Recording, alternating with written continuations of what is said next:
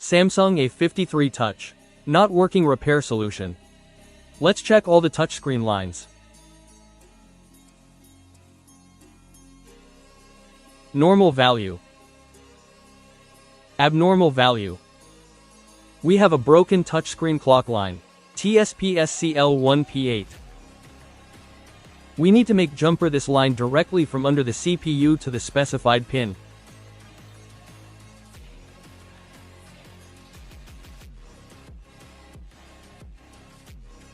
We've restored the line. Now we need to check this line on the display connector.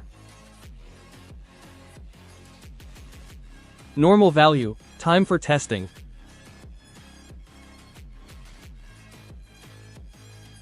Great, the touchscreen works. In this video, we found the problem and fixed it.